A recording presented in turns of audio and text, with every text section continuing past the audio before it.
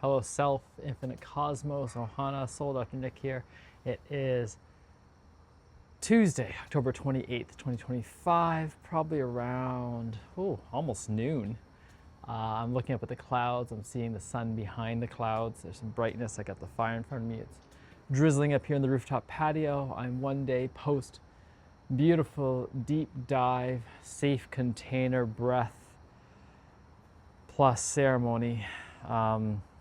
I'm really grateful for it. Had a really safe container to step into the intention of curiosity. There's so many things to say there, but one of the funniest things coming back today is I just received an email from Dr. Jack Kruse, and his latest blog post is titled Curiosity. Funny enough. Coincidence, right? Serendipity, reminders. And that's the piece. Can I notice things with curiosity? Because I was nervous yesterday going in everything. I was nervous because I had had my parents here for 5 days, so there was nervous system activated and triggered. There was interactions with loved ones which were brought up a sense of defeat, of shame, of blame, of guilt, of anger, of rage. And so there's so many different things going on. It's like, what is actually going to happen today? What is actually going to come up? And last time I felt that level of fear stepping into this kind of container was way back when I first met my dear friend Sky and stepped into it. And it was so great that time he was able to really remind me to breathe and chill and be, and that it was going to be safe. And that was what happened yesterday as well. It was a really safe container. I had red light therapy beforehand, hyperbaric oxygen chamber. I had the shift wave and really helped reset the nervous system some. And then we talked. We talked about the stories that I had, about the miscommunications, and then was reminded that I am seen and heard, and it's safe to be exactly who needs to show up. That this is the space to be able to explore the places where I may have felt like I had to repress, shut down, because in this container, they're able to hold it.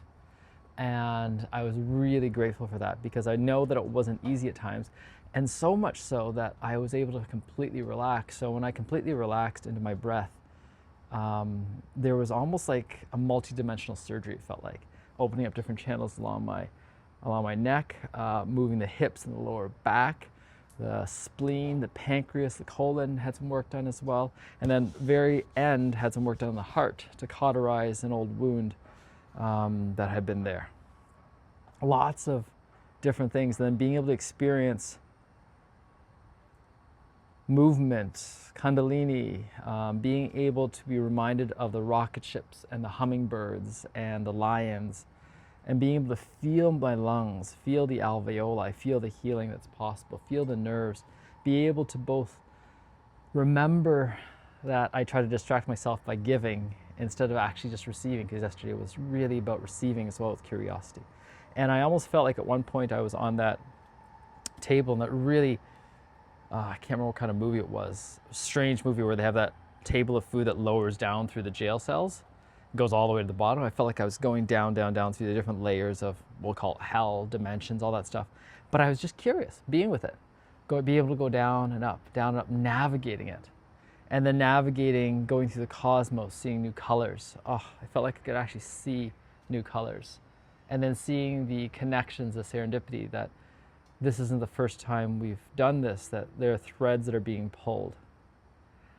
And then being able to say, what if we're actually creating new realities and doing this kind of consciousness work, healing, and what is shifting in the lineages as well. For myself, especially in the male lineage, and being able to notice that. And then coming back and reminding myself to take my time with the sharing.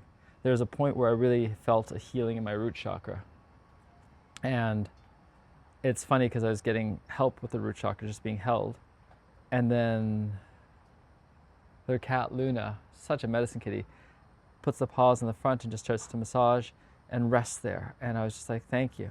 Thank you for knowing exactly what to do. And it's just the divine timing of things. And then having a real wood stove fire to be with a warmth, with a sight, with a remembrance of fire. And then all the things that did work and didn't work, and I can feel a tightness in my gut again now. Just noticing that. Just breathing into it, really being guided by breath as well. And then noticing the places where I was trying to control again. I could notice myself going from infinite cosmos back to coming back and trying to control, and the trap of control, and being able to be seen trying to control, and then seeing myself, and then relaxing into it again. So much talking and the channeling that comes through. Channeling isn't truth, it's planting the seeds, it's being able to express. It's being able to bring what wants to come through and not being tied or attached, just to notice what came through. And it keeps shifting.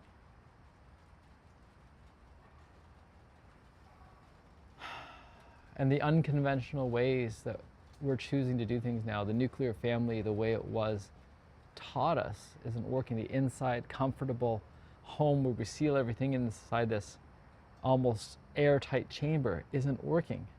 We're creating diseases, and we know that because we see this explosion disease, but we keep saying, we can't be sure what's causing it.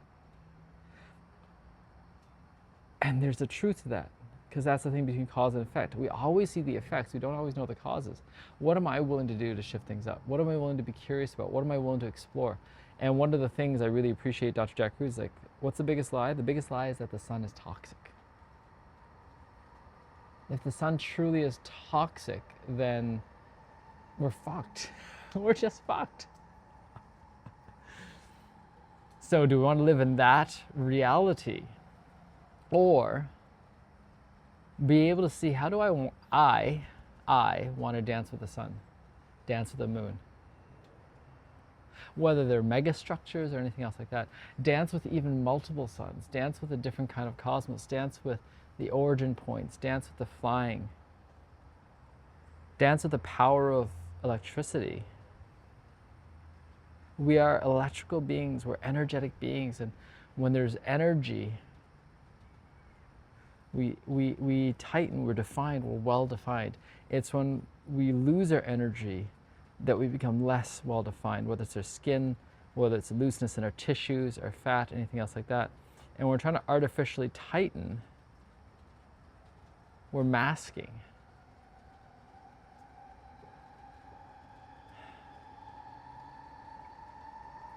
I'm noticing, because there's judgment of others. Oh, you're messing with your biology. And I've messed with my biology my whole life too. We get a choice. How do we want to mess with it? It's not perfect in the sense that we're not supposed to do things, but it's a choice how we do things. It's even the forest. How do we actually steward the forest instead of saying truly natural means doing nothing, and then having forest fires and then throwing tons of chemicals on to stop this fire, and doing this over and over and over again, as if that's serving. Clear cutting, not the way. Tree planting, probably not the way either. This kind of hyper speed.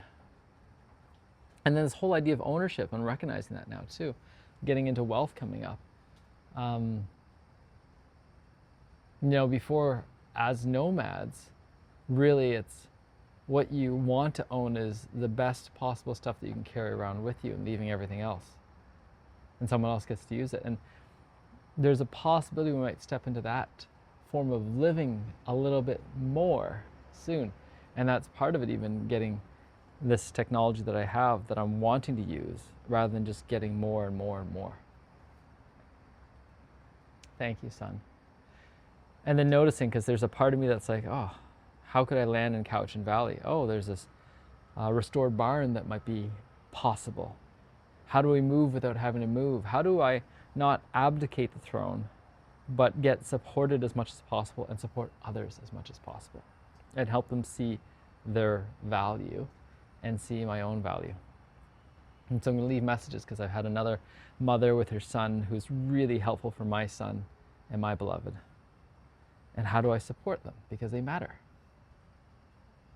How do I not try to push, rather see where the river wants to flow, and flow with it?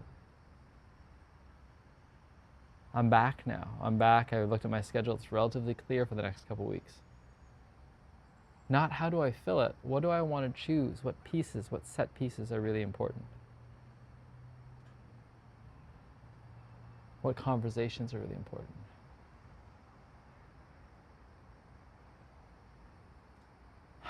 And then looking at the beautiful leaves changing. It is fall.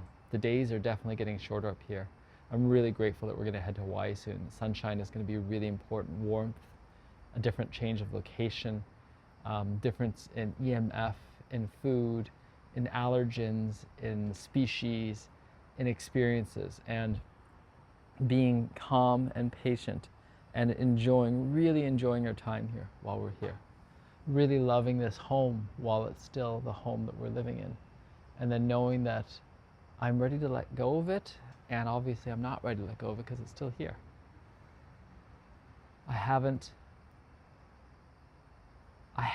found where I'm excited to go next. And I know that this is no longer the place I want to go next. Thank you, Port Moody, for being such a beautiful interlude. Thank you for all the families. Thank you for our dear families in Hong Kong. I can't wait to have a chat with them and say, hey, how can we do this differently?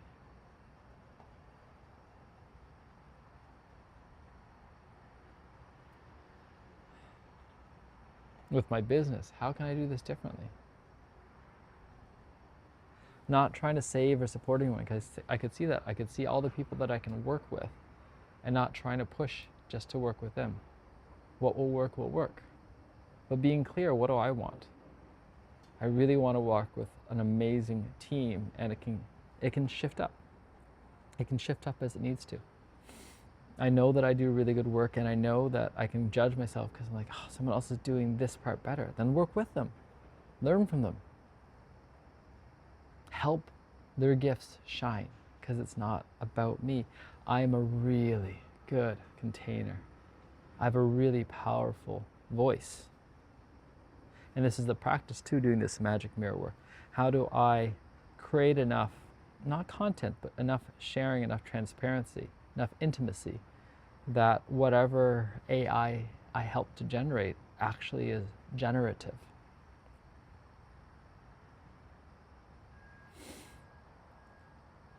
And then where to live in this world. It's funny hearing about Moorea and Tahiti being some good places. It's funny being able to notice, how do we create the containers, the bubbles, the diamond luminosity safe spaces, especially with all these 5G satellites launching into the sky. And just trusting that all of this is playing out exactly as it's supposed to. Part of me yesterday was like, oh, we're going to go to Saturn. And it's like, why would we leave? We could. Part of it is learning how to bend space and time again. Part of it is reminding ourselves that we are the lightness, able to take flight. Part of it yesterday was reconnecting with my brother Fabian, who died before me. His name literally is Hall Fei. He knows how to fly, and he was connecting with me and my ally at the same time, and just helping guide us in the process and the trust and the safety in the astral travel. In saying all these things, I realized yesterday we were turning into the direction of the north, how to wake up to this present moment, to hummingbird energy. And hummingbird was able to fly on the back of eagle to make it into the heaven realms. There's always a way. There's always a way. Question is, do I really want to find it for that? Do I want to solve that?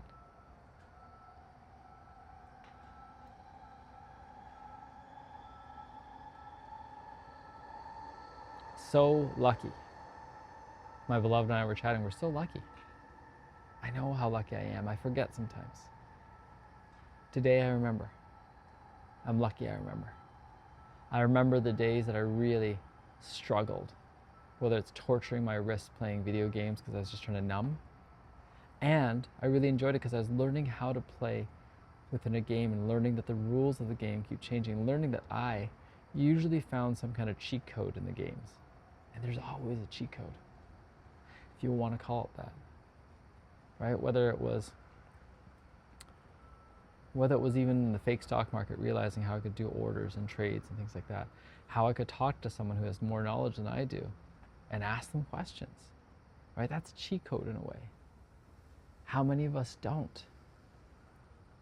I surround myself with people that I see as smarter than me in certain ways to say, how do I piggyback off you, imitate you at first? And I've been holding off on some of them. There's such possibility. I've been slow. Slow is smooth, smooth is fast. I'm recognizing more and more it's stepping into the wealth, not mindset, but the beingness of wealth. And what does wealth mean? And what does abundance mean? And there's the spiritual side, and then there's actually the material side. And this is the time where we have such accumulation of wealth.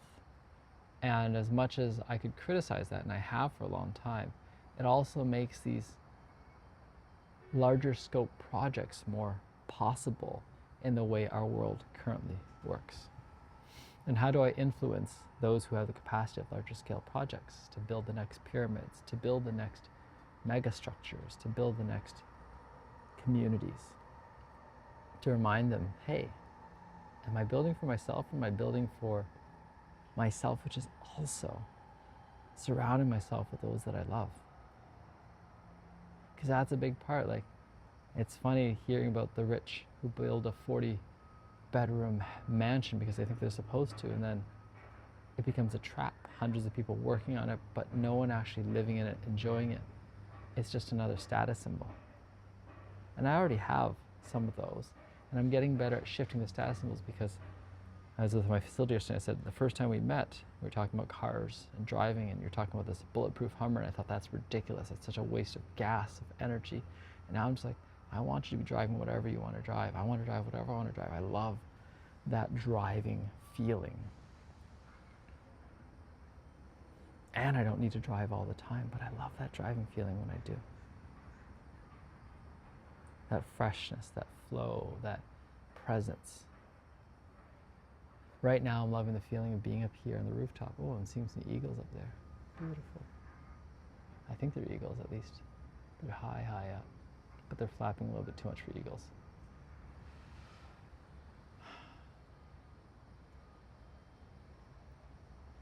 Healing of the root chakra, being more direct instead of actually blocking or suppressing others when it's discomfort. It's noticing, how do I rise to match that in the ways that I want to.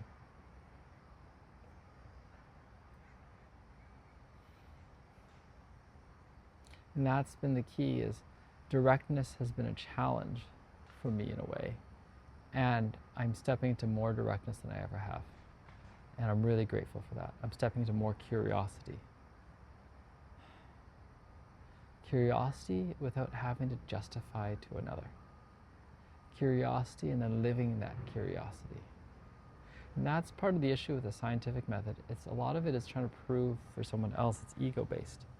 It's, how do I have this so I can present it to everyone else as the truth, rather than actually living into it. And that was the old form of medicine. It's like, if I'm going to invent something, I better damn well take it or try it. And try it enough to know that it works before I try to tell everyone else and try to promote it. And nowadays, it's, how fast can I promote this and become first and be told that I'm first. About playing the patent system, this game system. How is it that, and I'll say it this way, how is it that all this time growing up, like, we have all these books about dinosaurs, extraterrestrials, aliens, space travel, time travel, all this stuff, but we somehow think that all of that is fake or impossible? Why do we keep coming up with it? Why do these stories resonate? Portals, space folding, time folding. And we will make fun of cultures like India, where they just accept their gurus are able to manifest and appear. And yesterday at night, I saw my dear brother manifest and appear and then disappear into a cloud of smoke. It was beautiful. And mischievous. And I hear my little man coming up right now, I think. And we'll see. If he does, he does.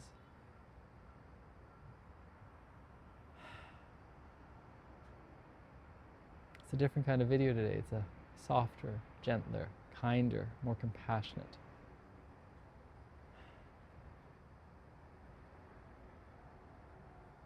Recognizing there's some deliberate actions to to be taken. Not all of them are the fun that I think. Oh, there he is. A lot of love. Ciao for now.